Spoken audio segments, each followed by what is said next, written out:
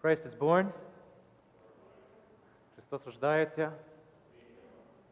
I promised everyone that I would give a little song and dance before Vespers began, just about the service itself, what it's all about, where it comes from, why it's important. And so I'm not going to give a university lecture here, but just a little short spiel. So Vespers they're an evening service. We know from the scriptures that it was evening and morning the first day in Genesis, when the days were created, and so that's where the Jewish people turn to for when the day starts, is in the evening. It's at sunset. Romans took time from sundown. That's how we get our 12 a.m. But the Jewish people took it from the evening, and that's where we as a church receive our understanding of time. So Saturday night, right now, liturgically speaking, is the beginning of Sunday. So this is the beginning part of the Sunday worship.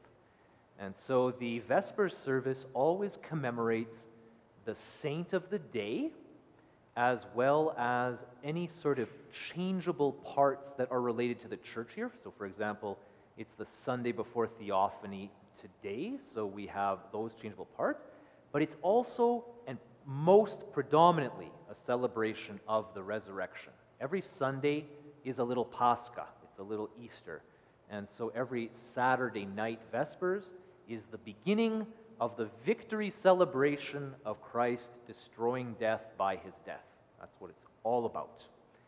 And so the Vespers service has four essential movements: creation, the fall, Christ's coming, and then the eschaton, the last days.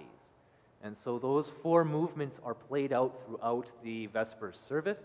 You'll hear at the very beginning a beautiful psalm, Psalm 103, about creation and how the Lord has created everything in wisdom.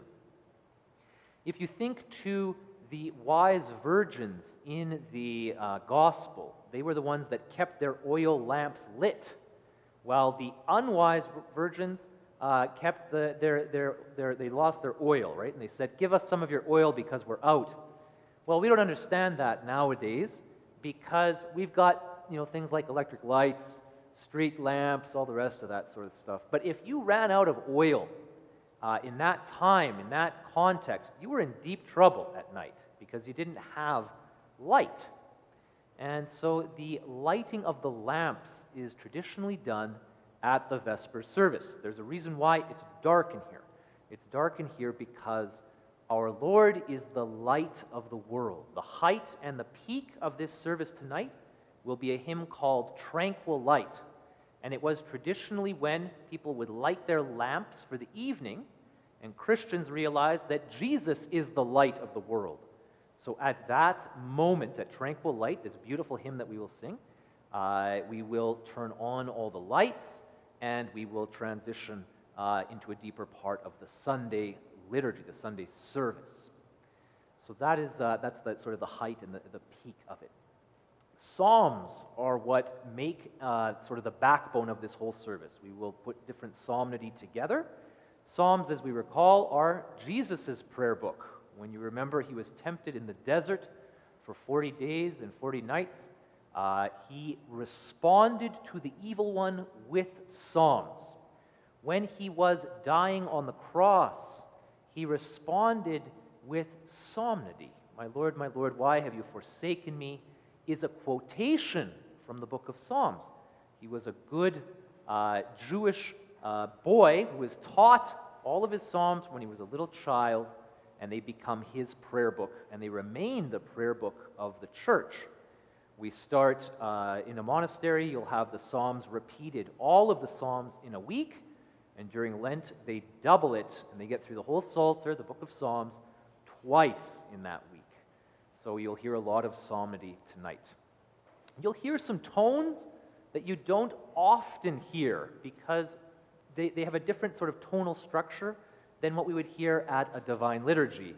They are samohlasne in Ukrainian, one voice, that means tones. And so there's 8 of those in a consecutive cycle.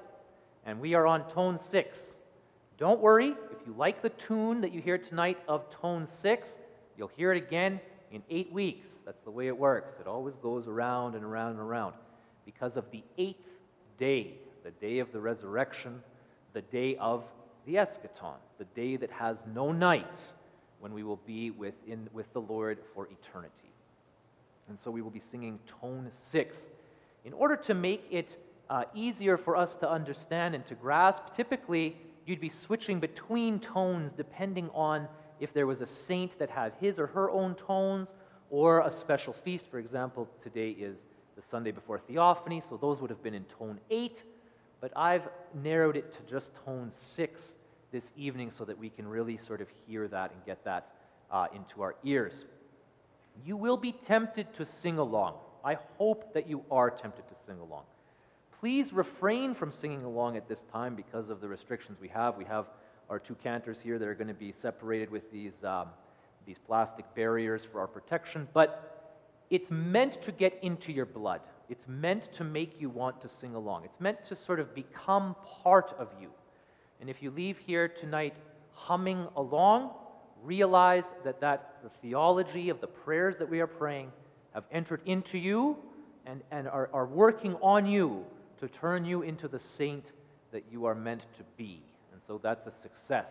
If you get an earworm tonight, thank the Lord for that. But please refrain from singing at this time. Although this service, it's a real shame, this service is designed to be one of congregational singing. At this time, we just have to refrain and hope in the future and soon, the near future, please God, that we will be able to join our voices together with these beautiful prayers. If you have any other questions after the service is done, I'm more than happy to answer those by email. You can email me. The bulletin is at the back. My email is on there, or you can give me a call on the phone.